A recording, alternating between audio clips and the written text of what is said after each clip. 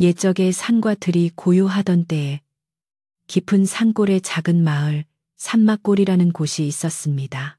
마을은 험준한 바위산 아래에 둥지를 튼 듯 자리 잡고 있었으며 특히 마을을 병풍처럼 감싸 안은 가장 높고 날카로운 봉우리에는 아주 오래된 이야기가 서려 있었습니다. 그곳은 바로 수백 년 동안 마을의 평화와 풍년을 지켜왔다고 믿어지는 흰 독수리의 보금자리였습니다.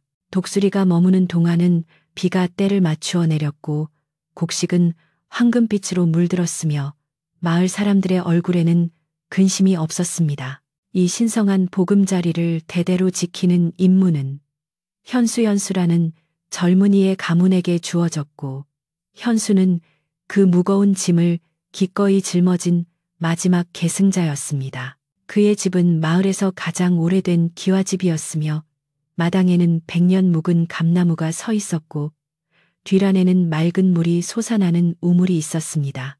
현수는 성품이 온순하고 예의 바른 청년이었습니다.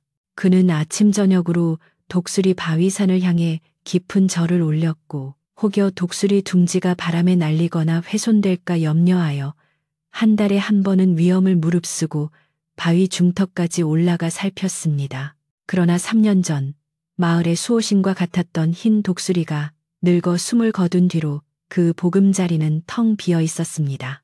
마을 사람들은 여전히 독수리 둥지를 신성하게 여겼지만 희미한 불안감은 잔물결처럼 번지기 시작했습니다. 봄에 심은 씨앗이 싹을 틔우지 못하고 여름에는 가뭄이 길어지자 사람들은 수군거리기 시작했습니다. 흰 독수리의 복부이 다했나 보다. 현수의 정성이 부족한 것은 아닐까 하는 걱정들이었습니다.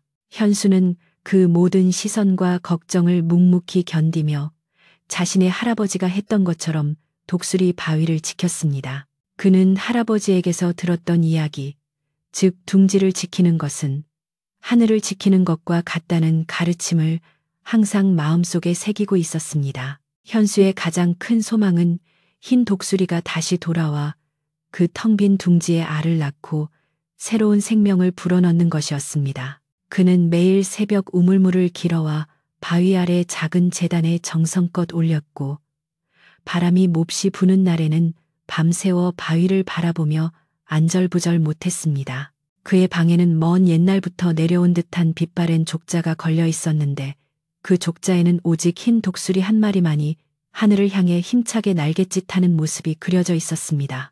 그는 그 그림을 보며 자신의 임무를 되새기고 혹여라도 자신의 나태함 때문에 독수리가 돌아오지 않는 것은 아닐까 하는 자책감에 빠지기도 했습니다.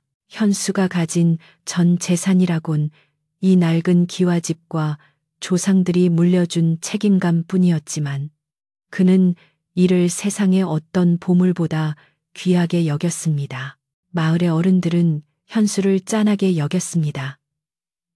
젊은 나이에 연애나 결혼은커녕 오직 바위산과 둥지에만 마음을 쓰고 사는 그의 모습이 안쓰러웠던 것입니다.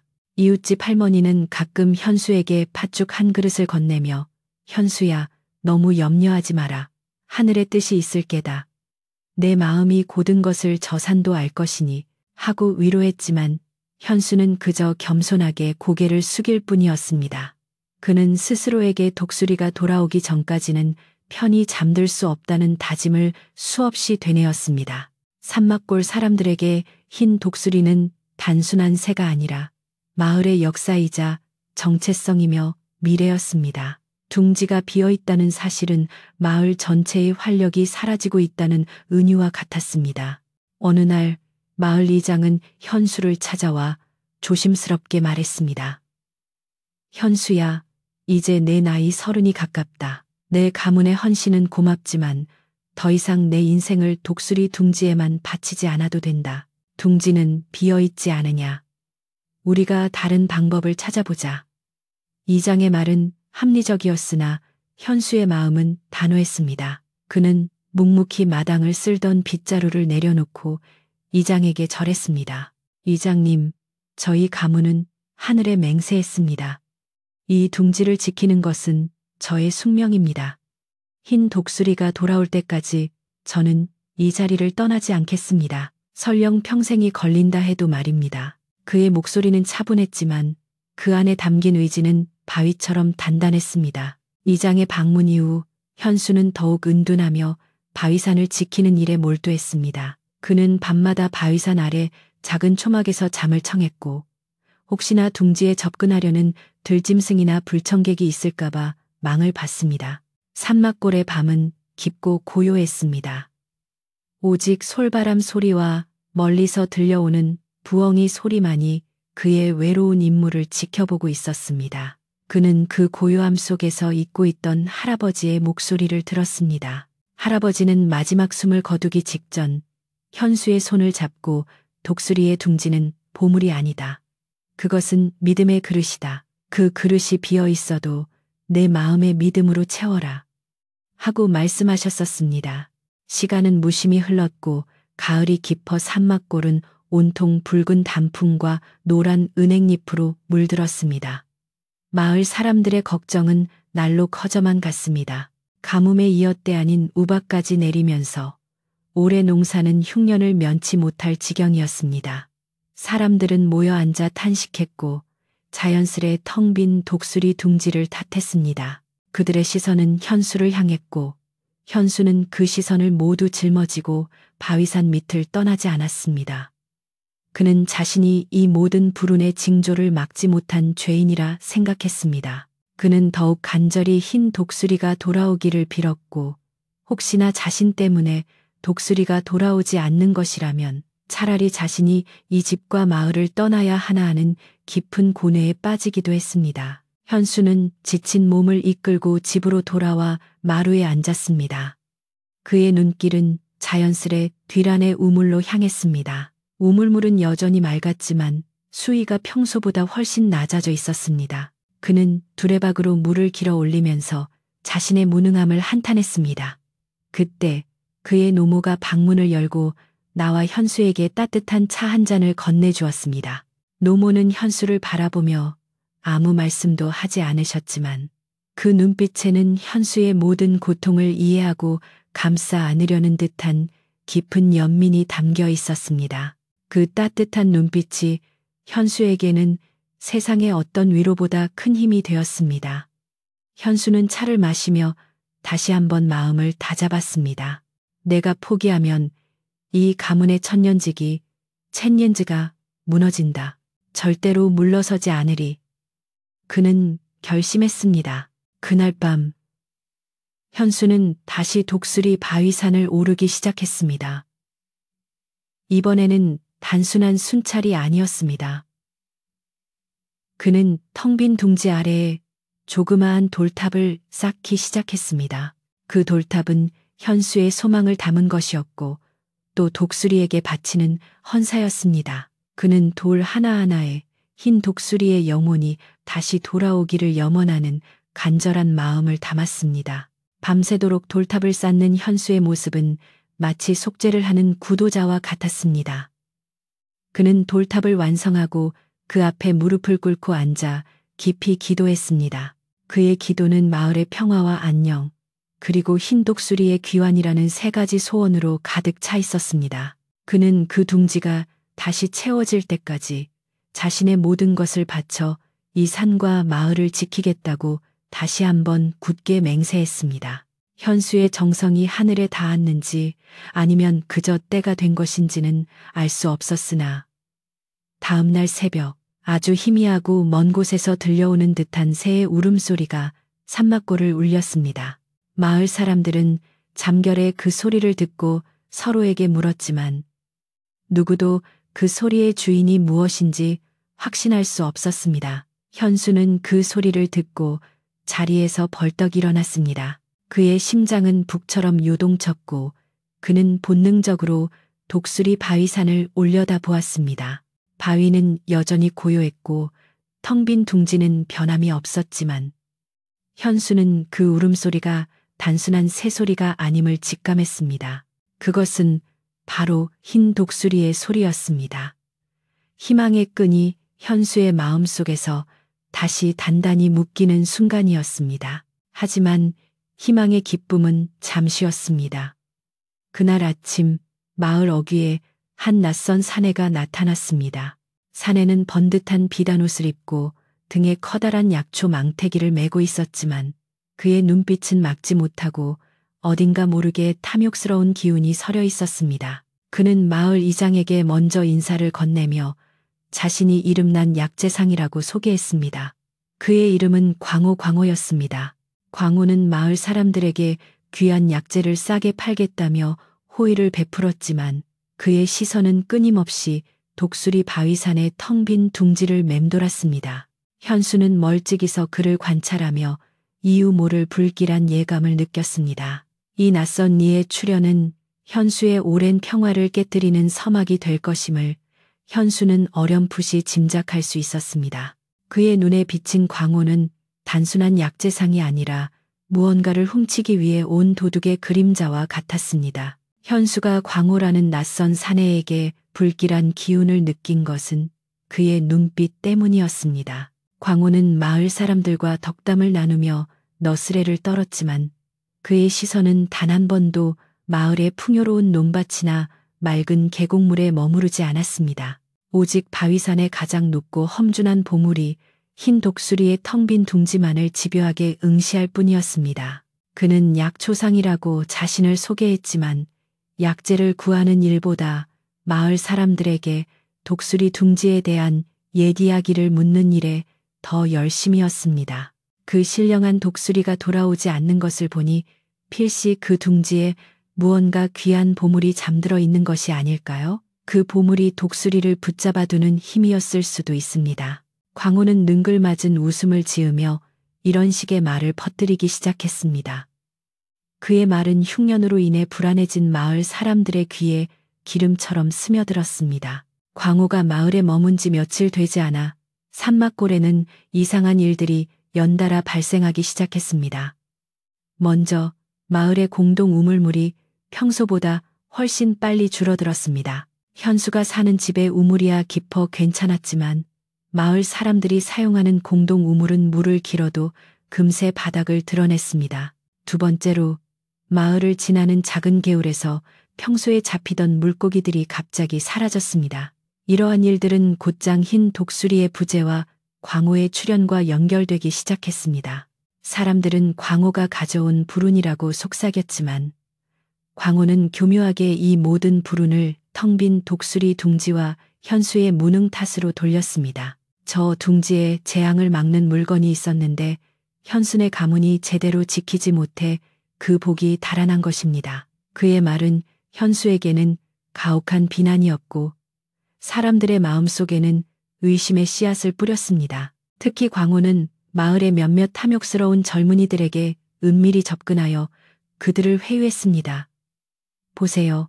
저 독수리 둥지가 비어있다 한들. 그 바위는 천하명당입니다. 저 둥지에 숨겨진 물건이 있다면 우리는 이 가난한 산골 마을에서 벗어날 수 있습니다. 현수는 그저 옛 가문의 맹세에 묶여 마을의 발전 가능성을 막고 있을 뿐입니다. 광호는 자신이 한양의 큰손들과 연결되어 있다며 만약 둥지에서 귀한 보물을 찾아낸다면 엄청난 값에 팔아 마을을 부유하게 만들 수 있다고 유혹했습니다. 그의 달콤한 말은 흉년으로 지친 사람들에게는 거절하기 힘든 유혹이었고 몇몇 사람들은 현수를 피하기 시작했습니다. 현수는 고독 속에서 자신의 믿음이 흔들리는 것을 느꼈지만 그의 할머니는 그에게 단 하나의 지침을 주었습니다. 현수는 광호의 악의적인 소문을 듣고 참을 수가 없어 할머니를 찾아갔습니다. 할머니, 광호라는 자가 둥지에 보물이 있다고 거짓말을 하고 저를 욕되게 하고 있습니다. 마을 사람들도 저를 의심하기 시작했습니다. 제가 어떻게 해야 할까요? 현수가 눈물을 글썽이며 물었을 때 여든이 넘은 노모는 방 안의 낡은 촛불을 바라보며 나지막이 말씀하셨습니다. 독수리 둥지를 지키는 일은 남에게 보이려고 하는 것이 아니다. 맹세란 스스로 지키는 것이니 내 마음이 바르다면 세파에 흔들릴 필요가 없다. 다만 사악한 꾀는 겉으로 드러나지 않으니 눈으로 보이는 것 너머를 보거라. 할머니의 말씀은 현수의 마음을 관통하는 쇠목과 같았습니다. 그는 할머니의 지혜가 단순한 위로가 아님을 알았습니다. 눈으로 보이는 것 너머를 보라는 말씀은 광호의 숨겨진 의도를 파악하라는 경고였습니다. 그날 이후로 현수는 광호를 더욱 면밀히 관찰하기 시작했습니다. 광호는 낮에는 약초를 캐는 척하며 마을 주변을 맴돌았지만 밤만 되면 어둠 속에 숨어 독수리 바위산을 향해 몰래 올라가는 흔적이 보였습니다. 현수는 밤늦게 바위산 아래 초막에 앉아 광호의 움직임을 주시했습니다. 하루는 광호가 밤늦게 바위산으로 올라갔다가 새벽녘에야 지친 기색으로 내려왔습니다. 그의 옷자락에는 흙먼지가 잔뜩 묻어 있었고 그의 손에는 아무것도 들려 있지 않았습니다. 현수는 그가 둥지 근처까지 접근하려 시도했음을 직감했습니다. 현수는 광호가 내려간 직후 바위산으로 올라가 광호가 남긴 발자국을 찾았습니다. 그 발자국은 일반적인 산길이 아닌 사람이 거의 다니지 않는 험한 절벽 쪽을 향하고 있었습니다. 현수는 광호의 발자국을 따라 조심스럽게 절벽 쪽으로 향했습니다. 그는 곧 소름 끼치는 광경을 발견했습니다. 바위산의 가장 은밀하고 가파른 부분, 독수리 둥지로 올라갈 수 있는 유일한 길목에 누군가가 최근에 밧줄을 걸어 놓았던 흔적이 있었습니다. 밧줄은 이미 회수되었지만 바위에 깊게 팬 자국과 부러진 나뭇가지들이 광호의 노력을 증명하고 있었습니다. 더 충격적인 것은 둥지 근처에 누군가 설치하려다 만 듯한 나무틀과 철사 조각들이 널브러져 있었다는 사실이었습니다. 현수는 광호가 단순히 보물을 찾는 것을 넘어 독수리가 혹시라도 돌아왔을 경우 그 새를 생포하거나 해치려는 의도를 가지고 있음을 깨달았습니다. 현수는 분노로 몸이 떨렸습니다. 광호는 마을의 평화를 해치는 악의적인 침입자였습니다. 현수는 증거를 수집하기 시작했습니다. 그는 광호가 버린 나무틀과 철사 조각들을 조심스럽게 모았고 밧줄 흔적이 남은 바위 틈에 작은 표시를 해두었습니다. 그는 이 증거들을 마을 이장과 어른들에게 보여주어야 한다고 생각했지만 동시에 광호가 보물을 언급하며 마을 사람들의 마음을 얼마나 흔들어 놓았는지 알고 있었기 때문에 조심스러웠습니다. 잘못하다가는 오히려 현수가 마을 사람들의 희망을 꺾으려는 방해꾼으로 몰릴 수도 있었습니다. 그는 다시 한번 할머니의 말씀을 떠올렸습니다. 눈으로 보이는 것 너머를 보거라. 현수는 광호의 거짓된 친절함 뒤에 숨겨진 악의를 온 마을 사람들에게 증명해야 했습니다. 이 모든 상황이 현수를 힘들게 했지만 그는 둥지를 지키는 일에 더욱 집중했습니다. 그는 매일 밤 초막에서 독수리 바위를 감시했고 광호가 다시 침입하려 시도할 경우 즉시 막아낼 준비를 했습니다. 현수는 마을 사람들의 싸늘한 시선과 광호의 교활한 술수에 맞서 홀로 외로운 싸움을 이어갔습니다. 그는 가끔씩 바위산 꼭대기에 홀로 서서 텅 빈 둥지를 바라보며 조상들에게 용서를 구했습니다. 조상님들, 저의 부족함으로 인해 독수리가 돌아오지 않고 이방인이 마을의 평화를 위협하고 있습니다. 저에게 지혜와 용기를 주시어 이 악한 기운을 물리치게 해주십시오. 그의 기도는 절박하고 간절했습니다. 며칠 후 광호는 대담하게도 마을 사람들을 모아놓고 공식적인 제안을 했습니다. 산막골 여러분, 이대로 흉년을 맞이할 수는 없습니다. 저 독수리 둥지 아래에는 분명 수백 년 묵은 신령한 약재나 보물이 있습니다. 제가 한양의 큰손들과 이야기하여 둥지에 접근할 수 있는 최신 장비를 가져와 그 보물을 찾아내겠습니다. 현수는 그저 옛것에 얽매여 마을의 번영을 막고 있습니다. 보물을 찾아낸다면 마을 사람들에게 모두 공평하게 나누어 드리겠습니다. 그의 제안은 마치 사막의 오아시스처럼 달콤하게 들렸고 많은 마을 사람들이 동요했습니다. 특히 흉년으로 인해 빚을 지기 시작한 젊은 농부들이 광호에게 지지를 표하기 시작했습니다. 현수는 그 자리에 서서 광호의 말을 듣고 있었지만 분노를 억누르고 침묵했습니다. 그는 지금 나서는 것보다 광호의 계획이 드러날 때까지 기다리는 것이 더 현명하다고 판단했습니다. 현수가 광호의 계획에 대해 심각하게 고민하던 그날 저녁, 마을의 가장 연장자인 촌로 한 분이 현수의 집을 찾아왔습니다. 이 촌로는 현수의 할아버지와도 절친한 사이였으며 현수를 아꼈지만 평소에는 말이 거의 없는 분이었습니다. 촌로는 현수에게 묵묵히 막걸리 한 사발을 건네고는 마당에 서 있는 낡은 감나무를 한참 동안 바라보았습니다. 그리고는 나지막한 목소리로 현수에게 말했습니다. 광호라는 자의 말은 껍데기만 요란한 빈 수레와 같다.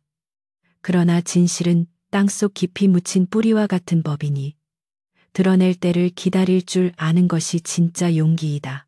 촌로는 그 말 한마디만을 남기고 더 이상 아무 말도 하지 않고 조용히 돌아갔습니다. 현수는 촌로의 말에서 큰 깨달음을 얻었습니다. 그는 서두르지 않고 광호가 스스로의 꾀에 걸려 넘어지게 만들 때까지 기다려야 한다는 것을 알았습니다. 현수는 다음 날부터 광호의 행동을 더욱 자세히 기록하기 시작했습니다. 광호가 언제 바위산에 접근했고 어떤 도구를 사용했으며 누구와 이야기를 나누었는지 모든 것을 비밀리에 기록했습니다. 현수는 광호의 계획이 바로 보물이 아니라 텅 빈 둥지 자체를 이용해 마을 사람들을 속여 이득을 취하려는 것임을 확신했습니다. 광호가 약재상으로 위장한 것도 산에서 낯선 도구들을 가지고 다니는 것을 자연스럽게 보이게 하려는 속임수였습니다. 현수는 촌로의 말대로 때를 기다리며 밤마다 바위산 아래에서 침묵 속에 광호의 다음 수를 주시했습니다. 그의 마음은 고독했지만 할머니와 촌로의 지혜가 그를 지탱해 주었습니다. 그는 자신이 홀로 둥지를 지키는 것이 아니라 조상들과 마을의 진정한 영혼이 자신과 함께하고 있음을 느꼈습니다. 광호의 오만은 날로 커져갔습니다. 그는 자신이 마을의 새로운 구원자라도 된 양 거들먹거렸고 현수를 대놓고 무시했습니다. 현수, 당신은 이제 그 낡은 맹세를 버려야 합니다. 맹세란 배불리 먹여주지 못해요. 나는 마을 사람들에게 쌀을 가져다 줄 것입니다. 광호는 현수에게 조롱하듯 말했지만 현수는 흔들리지 않았습니다. 그는 광호의 눈을 똑바로 바라보며 아무 말 없이 돌아섰습니다. 현수는 이제 때가 가까워지고 있음을 느꼈습니다. 광호가 자신의 야심을 실현하기 위해 바위산에 오르려 할 때 현수는 그를 막아설 준비를 하고 있었습니다. 현수는 자신이 발견한 증거들을 케어풀리 다시 한번 확인하고 마을 사람들에게 진실을 드러낼 용기를 가슴 깊이 새겼습니다. 그의 조용한 인내는 이제 폭발 직전의 고요함과 같았습니다. 광호의 오만함과 현수의 침묵이 팽팽하게 대치하는 가운데 마을의 불안감은 절정에 달했습니다. 광호는 자신이 한양에서 최신 기술자들을 데려와 독수리 둥지에서 신령한 옥류를 찾아내겠다며 마을 사람들에게 약속했고 이 약속은 흉년으로 절망에 빠진 사람들에게는 일종의 희망 고문이 되었습니다. 현수는 광호의 거짓말이 점점 더 많은 사람들을 현혹하는 것을 보며 마음이 무거웠습니다. 하지만 촌로의 조언대로 성급하게 나서지 않고 광호가 자신의 덫에 걸려들 때까지 묵묵히 때를 기다리고 있었습니다. 그는 매일 밤 바위산 아래 초막에서 광호의 움직임을 지켜보며 그가 설치한 함정의 흔적들을 면밀히 조사했습니다. 현수는 광호가 곧 큰 행동을 개시할 것임을 직감했습니다. 광호는 마을 사람들에게 보물을 캐내는 날을 보름달이 뜨는 날로 정하겠다고 공표했고 그날이 바로 코앞으로 다가와 있었습니다. 현수가 바위산 근처를 순찰하던 어느 날 그는 놀라운 광경을 목격했습니다. 광호가 혼자가 아니었습니다. 그는 두 명의 거칠어 보이는 사내들과 함께 절벽 아래 은밀한 곳에서 무언가를 준비하고 있었습니다. 그들이 다루는 도구는 약초 채취용이 아니라 바위를 뚫고 밧줄을 걸기 위한 강철로 된 장비들이었습니다. 현수는 몸을 숨기고 그들의 대화를 엿들었습니다. 광호는 흥분한 목소리로 말하고 있었습니다. 이 바위산 전체가 보물이다. 독수리가 이곳을 떠난 것은 우연이 아니다. 내가 한양에서 들으니 이 보물이 자체가 수백 년 전에 묻힌 금광의 징표라고 하더구나. 둥지 안에 옥이 있든 없든 이 바위만 뚫으면 우리는 평생 먹고 살 재물을 얻는다. 마을 사람들에게는 옥을 찾는 척만 하다가 적당한 시기에 바위를 통째로 팔아넘길 것이다. 현수는 광호의 진정한 목적이 둥지의 보물이 아니라 바위산 자체를 훼손하여 팔아넘기는 것에 있음을 깨달았습니다. 광호의 계획이 바위산 전체를 위협하는 것임을 알게 되자 현수는 더 이상 지체할 수 없다고 판단했습니다. 독수리 둥지는 마을의 상징일 뿐만 아니라 바위산은 마을 사람들의 식수원과 안전을 책임지는 근간이었습니다. 바위를 훼손하면 산사태가 나거나 마을의 맑은 우물이 마를 수도 있었습니다. 현수는 자신이 모아둔 증거들, 즉 광호가 설치하려던 덫의 잔해, 절벽에 남은 밧줄 자국, 그리고 오늘 엿들은 대화 내용을 마을 사람들에게 모두 공개해야 한다고 결심했습니다. 그는 먼저 가장 중립적이고 존경받는 인물인 마을 이장에게 진실을 알리기로 했습니다. 현수는 증거들을 조심스럽게 보자기에 싸들고 깊은 밤 이장님 댁으로 향했습니다. 밤은 고요했고 오직 현수의 발자국 소리만이 긴장감을 고조시켰습니다. 현수의 이야기를 들은 이장은 처음에는 놀라움과 동시에 강한 의심을 품었습니다. 현수야, 네가 광호를 미워하는 것은 알지만 네가 하는 말은 너무 엄청난 일이다. 그가 정말 이 산을 통째로 팔아넘기려 한다고? 그저 둥지의 보물을 찾으려는 것이 아니겠느냐? 보물을 찾아서 마을이 부유해지는 것도 나쁘지 않은 일이다. 이장은 여전히 광호의 달콤한 유혹에서 완전히 벗어나지 못하고 있었습니다. 현수는 이장의 손을 잡고 자신이 모아온 증거들을 펼쳐 보였습니다. 이장님, 이것은 광호가 설치하려던 덫의 잔해입니다. 독수리가 돌아와도 잡아가려는 흉계입니다. 그리고 이 바위에 긁힌 자국을 보십시오. 이 깊은 흔적은 보물을 찾는 것이 아니라 바위를 통째로 잘라내기 위한 준비입니다. 그가 찾는 것은 옥이 아니라 재앙입니다.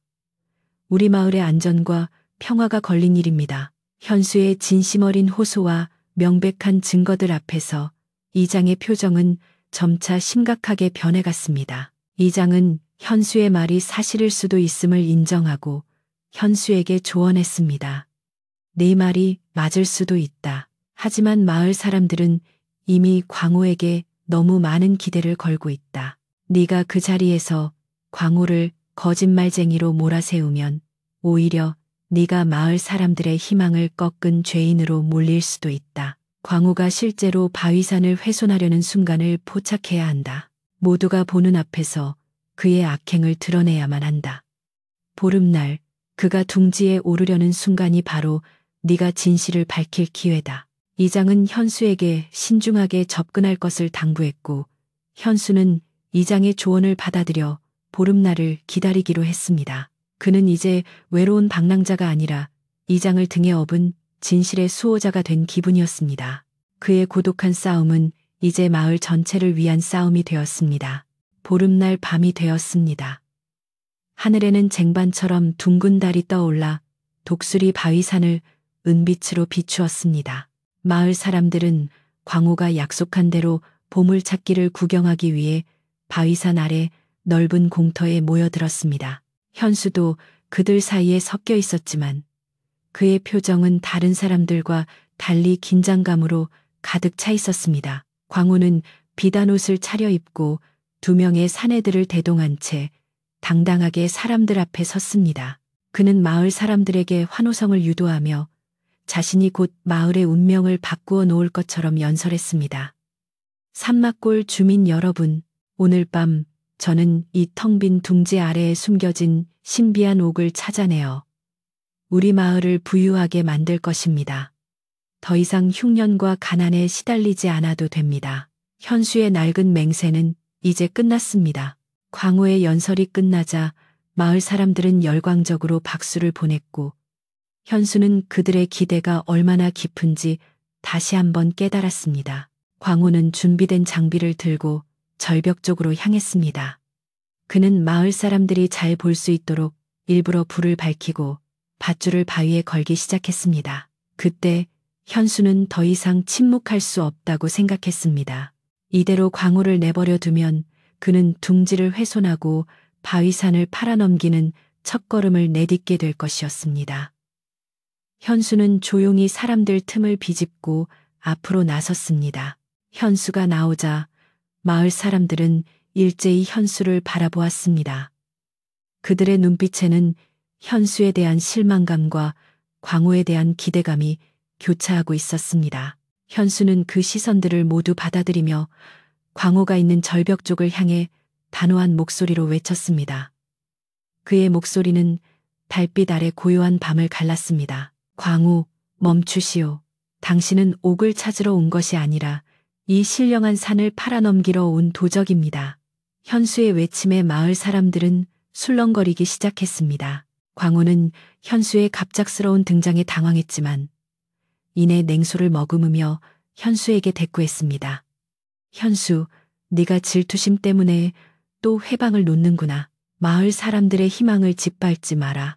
네 낡은 맹세가 뭐가 그리 대단하다고 이 좋은 기회를 막으려 하느냐. 광호는 능숙하게 현수를 이기심에 눈이 먼 방해꾼으로 몰아갔습니다. 마을 사람들의 시선은 다시 현수를 향했고 몇몇 사람들은 현수에게 돌아가라고 소리쳤습니다. 현수는 흔들리지 않았습니다. 그는 자신이 준비한 증거들을 꺼내 들었습니다. 현수는 광호가 설치하려 했던 덫의 잔해들을 땅바닥에 내던졌습니다. 철사와 부러진 나무들이 달빛 아래 번들거렸습니다. 광호는 독수리가 돌아와도 생포하거나 해치려 했습니다. 이것이 약재상의 도구입니까? 이것은 사냥꾼의 흉기입니다. 현수는 이어서 광호가 바위를 뚫기 위해 가져온 강철 장비들을 가리켰습니다. 그리고 저 장비들을 보십시오. 둥지 안에 옥을 찾는데 저런 드릴이 왜 필요합니까? 그는 이 바위산을 통째로 쪼개서 팔아넘기려 합니다. 이 산이 무너지면 우리 마을의 물은 마르고 산사태가 마을을 덮칠 것입니다. 현수는 진실을 외쳤지만 광호는 침착하게 대응했습니다. 저것들은 단지 옥을 쉽게 캐내기 위한 도구일 뿐이다. 현수는 내가 마을 사람들에게 보물을 나누어 줄까봐 두려워하는 것이다. 광호의 교묘한 거짓말에 마을 사람들의 마음은 다시 갈팡질팡했습니다. 그들의 탐욕과 불안감이 진실을 쉽게 받아들이지 못하게 막고 있었습니다. 이때 현수의 옆에 서 있던 이장이 앞으로 나섰습니다. 현수의 말이 맞을 수도 있다. 광호는 우리 마을 사람이 아니지 않느냐. 그의 말이 너무 달콤하다. 현수는 수백 년간 이 산을 지켜온 가문의 마지막 사람이다. 우리가 광호가 둥지에 오르기 전에 현수에게 마지막 기회를 주어야 한다. 이장의 한마디는 현수에게 힘을 실어주었습니다. 현수는 이 기회를 놓칠 수 없다고 생각했습니다. 그는 자신이 직접 둥지에 올라가 마을 사람들에게 둥지에 옥이 없음을 증명하고 광호의 거짓말을 완전히 폭로해야 한다고 결심했습니다. 현수는 단호하게 광호를 향해 선언했습니다. 좋습니다, 광호. 마을 사람들 앞에서 누가 거짓말을 하는지 증명합시다. 나는 지금 둥지에 오르겠습니다. 둥지에 당신이 말하는 옥이 있는지 없는지 내가 직접 확인하고 내려오겠습니다. 만약 옥이 있다면 이 자리에서 당신에게 둥지를 넘기고 나는 이 마을을 떠나겠습니다. 하지만 옥이 없다면 당신은 모든 마을 사람들 앞에서 무릎 꿇고 사죄하고 당장 이 산막골을 떠나야 합니다. 현수의 제안은 모두에게 충격적이었습니다.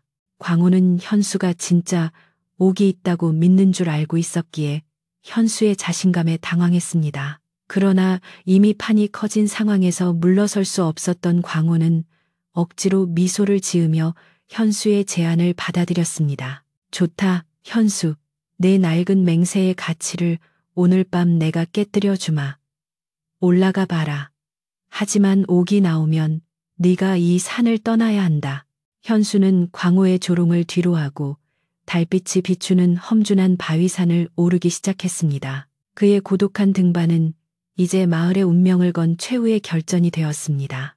현수의 등반이 시작되자 바위산 아래에 모인 마을 사람들은 숨죽이며 그 광경을 지켜보았습니다. 쟁반 같은 보름달은 현수의 그림자를 바위 절벽에 길게 드리웠고 현수는 조심스럽지만 단호한 걸음으로 험준한 바위산을 오르기 시작했습니다. 그는 광우가 설치하려 했던 밧줄 대신 오직 자신의 몸과 조상대대로 익혀온 산의 지형에 대한 지식만을 의지했습니다. 현수의 등반은 단순한 등반이 아니라 진실과 거짓, 맹세와 탐욕 사이의 치열한 싸움이었습니다. 광우와 그의 패거리들은 현수가 혹시라도 옥을 찾아내게 될까봐 불안한 눈빛으로 현수를 주시했고 마을 사람들은 기대와 염려가 뒤섞인 복잡한 표정으로 현수의 움직임 하나하나를 따라갔습니다. 현수의 등반 속도는 느렸지만 그의 자세는 흐트러짐이 없었습니다. 현수가 절벽의 중간쯤에 다다랐을 때 광우는 더 이상 참지 못하고 비열한 속셈을 드러냈습니다. 현수, 둥지에 옥이 없다고 거짓말을 할 작정이겠지. 내가 널 믿을 것 같으냐. 혹시 옥을 몰래 숨기려거든 꿈도 꾸지 마라. 광우는 큰 소리로 외쳤고 현수의 심리를 흔들려 했습니다. 현수는 대답 대신 더욱 힘을 주어 바위 틈을 잡고 올라갔습니다. 그때 광우의 패거리 중 한 명이 몰래 현수 쪽으로 돌을 던지려 했지만 재빨리 이를 눈치챈 마을 이장이 무슨 짓이냐. 정정당당하게 기다려라 하고 호통을 쳤습니다. 이장의 행동은 현수에 대한 마을 사람들의 신뢰가 여전히 남아있음을 보여주었고 광우는 분노를 억누르며 이를 갈았습니다. 현수는 이장의 도움에 감사하며 온 힘을 다해 둥지 바로 아래에 평평한 바위턱에 도착했습니다. 현수는 숨을 고르고 조심스럽게 흰 독수리의 둥지 안을 들여다보았습니다. 둥지는 수백 년 동안 쌓여온 마른 나뭇가지와 이끼 그리고 독수리 깃털만이 가득했습니다. 현수는 손을 둥지 깊숙이 넣어 구석구석을 더듬어 보았습니다. 광우가 말했던 번쩍이는 신령한 옥 같은 것은 어디에도 없었습니다. 둥지 중앙에는 아주 오래된 마치 돌처럼 굳어진 나뭇가지 하나만이 덩그러니 놓여 있었습니다. 현수는 그 나뭇가지를 들고 둥지에서 내려왔습니다. 그는 둥지 아래 바위턱에 단단히 서서 아래를 내려다보며 모여있는 마을 사람들을 향해 크게 외쳤습니다. 그의 목소리는 달빛을 타고 아래까지 명확하게 전달되었습니다. 산막골 주민 여러분, 이 둥지에는 광우가 말한 그 어떤 옥이나 보물도 없습니다. 오직 마른 나뭇가지와 깃털만이 있을 뿐입니다. 현수의 외침에 마을 사람들은 실망과 경악으로 술렁거렸습니다. 그들의 표정에는 한순간 희망이 사라진 슬픔이 가득했습니다. 하지만 현수의 말을 가장 강하게 부정한 것은 광우였습니다. 광우는 현수가 옥을 몰래 삼키거나 숨겼을 것이라고 생각하고 미친 듯이 소리쳤습니다. 거짓말. 네가 숨긴 것이다. 당장 둥지에서 내려와 네 몸을 뒤져봐야 한다. 넌 마을 사람들의 희망을 짓밟은 도적이다. 광우는 현수를 향해 돌진하려 했지만 이장이 그를 막아섰습니다. 현수는 침착하게 자신이 가져온 나뭇가지를 높이 들어 올렸습니다. 이것이 이 둥지에 있는 가장 귀한 것입니다. 이것은 옥이 아니라 수백 년간 이 둥지를 지켜온 독수리의 뼈처럼 굳어진 맹세의 흔적입니다. 현수는 이어서 광우가 설치하려던 덫에 자네들을 다시 한번 소리내어 말했습니다. 마을 사람들의 마음이 현수 쪽으로 기울기 시작하자 광우는 최후의 발악을 했습니다. 그는 미친 듯이 소리치며 자신이 가져온 강철 드릴을 작동시켰습니다. 옥이 없다면 이 산이라도 가져가야겠다. 나는 약속했다. 산을 쪼개서 팔아치우겠다. 광우는 바위산의 아랫부분을 뚫기 위해 드릴을 들이댔습니다. 날카로운 굉음이 고요한 밤을 갈랐고 바위에서 연기가 피어오르기 시작했습니다. 마을 사람들은 경악했습니다. 광우의 진정한 목적이 보물찾기가 아니라 산 파괴였음이 명백해지는 순간이었습니다. 그때 현수는 자신이 바위턱에 올라설 때 바닥에 놓고 온 광우의 덫 잔해들을 발로 차 절벽 아래로 떨어뜨렸습니다. 광우는 놀라서 잠시 작업을 멈추고 위를 올려다 보았습니다. 바로 그때였습니다. 광호가 소란을 피우고 바위를 훼손하는 순간 하늘에서 거대한 검은 그림자가 내려왔습니다. 그것은 마치 회오리 바람과 같았습니다. 웅장하고 압도적인 날갯짓 소리와 함께 전설 속에서나 존재하던 흰 독수리 한 마리가 번개처럼 나타났습니다. 그 독수리는 3년 전 사라졌던 그 독수리보다 훨씬 크고 위엄이 넘쳤습니다. 독수리는 광호의 머리 위를 맴돌며 날카로운 울음소리를 내었고 그 울음소리는 바위산을 뒤흔들었습니다. 독수리의 압도적인 기세에 광호와 그의 패거리들은 너무 놀라 꼼짝도 할 수 없었습니다. 독수리는 광호가 들고 있던 드릴을 발톱으로 낚아채더니 그것을 산 아래로 던져버렸습니다. 드릴은 산산조각이 났고 광호의 탐욕스러운 계획도 함께 부서지는 듯 했습니다. 흰 독수리는 잠시 현수가 서 있는 둥지 턱 위에 내려앉았습니다. 현수는 놀라움과 감격으로 숨을 멈추었습니다. 독수리는 현수를 물끄러미 바라보더니 다시 힘찬 날갯짓으로 하늘로 솟아올라 광호와 그의 패거리들을 향해 무서운 기세로 돌진했습니다.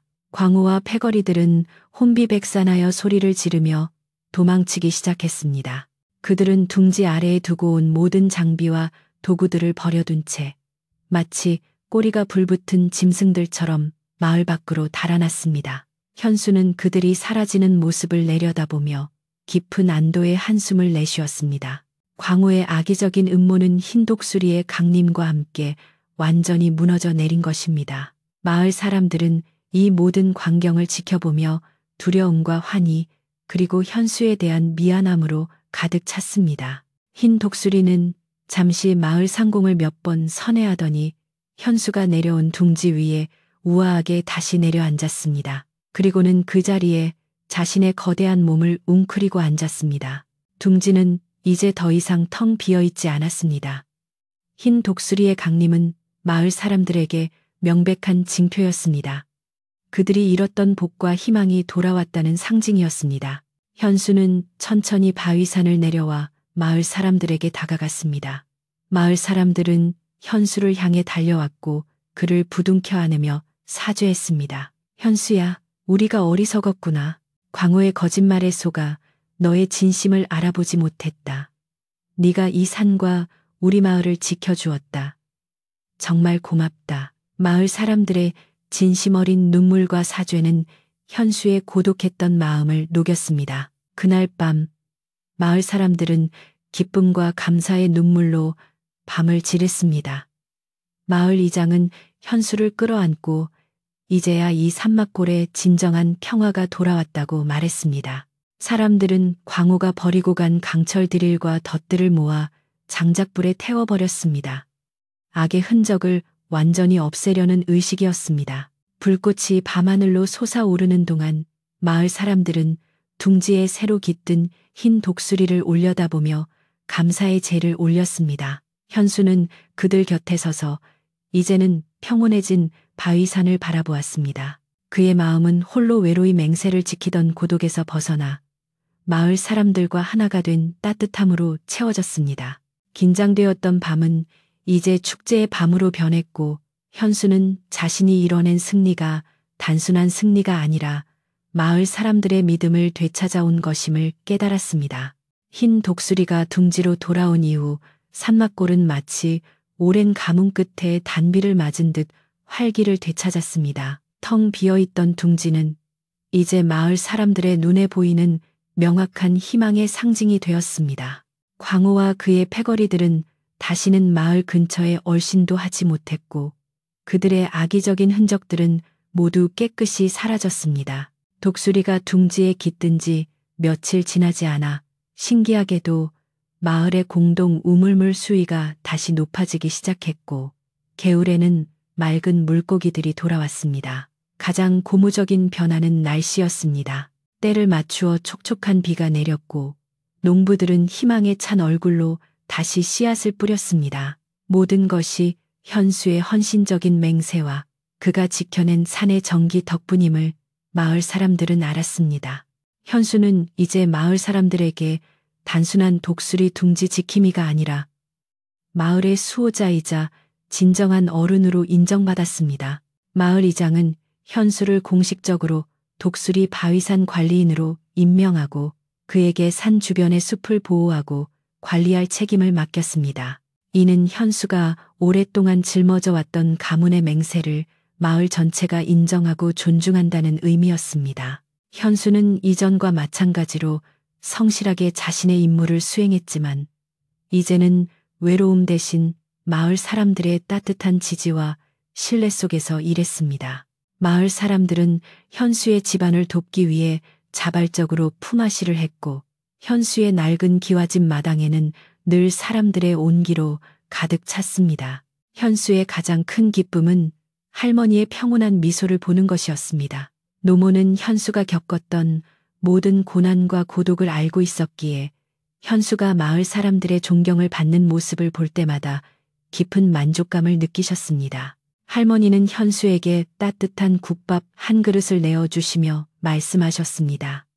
현수야, 네가 지킨 것은 둥지가 아니라 이 산막골의 믿음이었다. 그 믿음이 독수리를 돌아오게 했으니 이제 내 마음도 편히 쉬거라.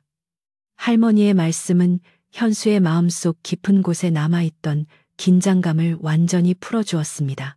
현수는 할머니의 손을 잡고 이제야 조상님들께 부끄럽지 않습니다라고 대답했습니다. 가을이 되자 산막골에는 황금빛 들판이 끝없이 펼쳐졌습니다.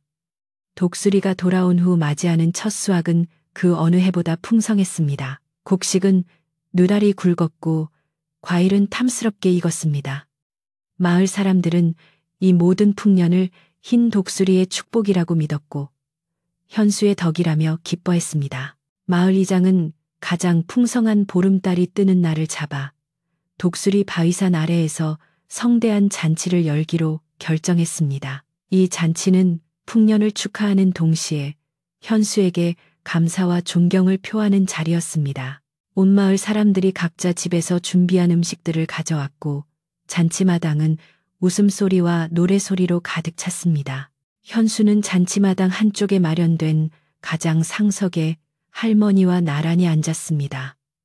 그는 마을 사람들이 정성껏 차려준 음식들을 보며 가슴이 벅찼습니다. 이 모든 평화와 풍요가 자신의 맹세를 지킨 결과임을 알았기 때문입니다. 마을 이장은 자리에서 일어나 현수에게 공손히 절하며 감사를 표했습니다. 현수야, 네가 없었다면 우리는 탐욕에 눈이 멀어 산을 잃고 마을을 잃었을 것이다. 네가 홀로 지킨 진실과 맹세가 우리 모두를 구했다. 이 산막골의 수호신은 흰 독수리이지만 그 수호신을 지킨 것은 바로 너 현수다. 마을 사람들은 이장의 말에 뜨거운 박수를 보냈고 현수는 겸손하게 고개를 숙였습니다. 그는 자신이 특별한 영웅이 아니라 단지 가문의 맹세를 따랐을 뿐이라고 생각했습니다. 해가 지고 어둠이 내리자 마을 사람들은 횃불을 밝히고 잔치를 이어갔습니다. 밤하늘에는 둥근 달이 떠올라 바위산의 흰 독수리 둥지를 은은하게 비추었습니다. 현수는 잔치의 흥겨움 속에서 잠시 벗어나 할머니와 함께 낡은 기와집 마당으로 돌아왔습니다. 그들은 함께 평상에 앉아 하늘을 올려다보았습니다. 멀리 독수리 둥지 위에는 흰 독수리의 희미한 실루엣이 달빛 속에 고요히 앉아 있었습니다.